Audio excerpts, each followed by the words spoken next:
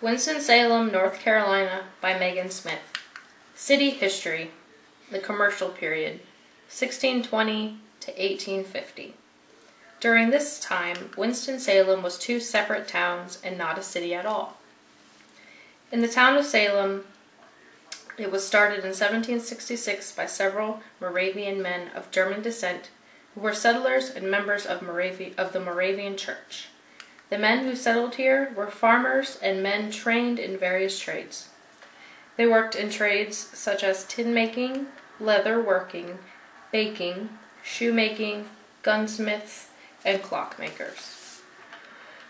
Salem was located on a plot of land that was about 2,000 acres, with the town in the center. Salem had less than 1,000 people by 1850. The town of Winston was started just north of Salem on a small piece of property and named after Joseph Winston, a patriot and congressman. The industrial period, 1860 to 1920. For most of the industrial period, Salem and Winston were two separate towns. It was not until 1913 that the two merged into one city now known as Winston-Salem. The industrial period saw the rise of the tobacco industry, and in 1870 the first tobacco factory was opened.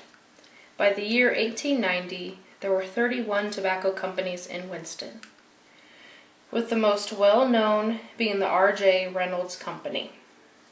Other industries in Winston and Salem included a cotton mill, hosiery, and knitting.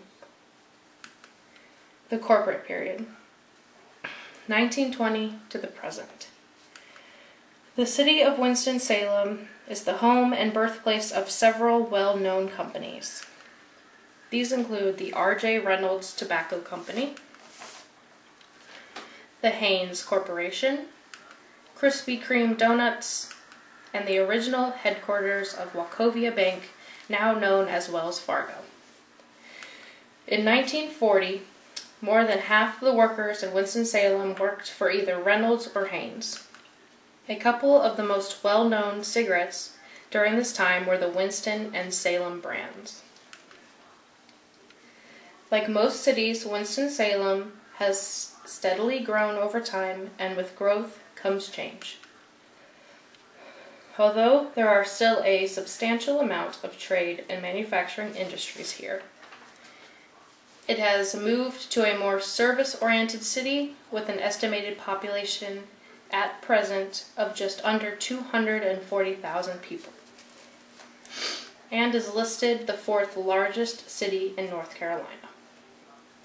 In Winston-Salem, you can visit an historic restaurant known to residents as the Tavern. It is located in the Old Salem District, a beautiful, well-preserved area of the city. The Salem Tavern dates back to 1784 and is located at 736 South Main Street.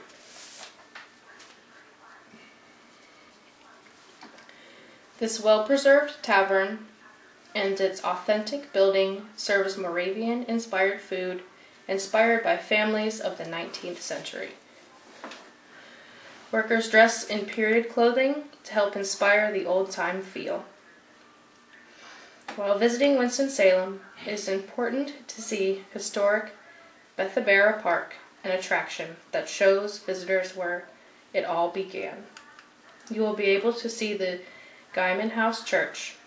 This is an original Moravian church located in the park, built in 1788. You will also see the Herman Butner House, built in 1803, an old log house built in 1815, the God's Acre Moravian Graveyard, and a reconstructed community garden. On this site, there is also a calf barn, potter's house, reconstructed French and Indian war fort, and a reconstructed village. Winston-Salem is truly a college town and home of the Wake Forest University. Wake Forest is a private, non-profit college founded in 1834. It is an independent, co-educational research university located about 3 miles north of downtown. It offers small class sizes and a ratio of 1 faculty member for every 11 students. Wake Forest University ranked 27th in the nation in 2015. This small liberal arts college is a leading research institution. It has been ranked in the top 30 schools for the past 18 years. This smaller private university has less than 8,000 students. It is located on 340 acres in an area of beautiful mountains. They do not require SAT scores or ACT scores for undergraduate students. In 2008, they decided to make the scores optional. This would be very appealing to students who are not good test takers. Other universities in Winston-Salem include Winston-Salem State University, the University of North Carolina, School of the Arts, Forsyth Technical Community College, Salem College, and Piedmont International University, and Carolina Christian College. The Single Brothers House is a historic landmark in Winston-Salem. It was constructed in 1769 and was a home for unmarried men and boys. The single Moravian men lived there and worshiped together while practicing their particular trades and educating young apprentices. The first section of the house was designed by Frederick Marshall and built using half timber framing, brick, and a clay roof. In 1786, there was an addition built onto the house constructed of brick. There were trade shops located in the building and located on the property, where the men constructed businesses. There was a bakery, brewery, distillery, tannery, slaughterhouse, and the gardens. The single men and boys who moved into the house in December of 1769 were the first Piermont residents of the town of Salem. The building is still standing today and open to the public. Transportation in Winston-Salem is operated by the Winston-Salem Transit Authority. The busing system dates back to 1926, when the Safe Bus Company started providing the city transportation. In 1972, the city purchased the company and is now a well-established transportation system. It costs $1 per trip for most riders, or a monthly bus pass can be purchased for $30 with unlimited rides. The main transportation center is known as the Clark Campbell Multimodal Transportation Center and is located at the corner of 5th, Trade, and Liberty Streets in a convenient downtown location. As the city grows, so does the number of its citizens who are suffering in poverty. Unfortunately, Winston-Salem is in the top 10 cities nationally for growth in population of the poor and their neighborhoods.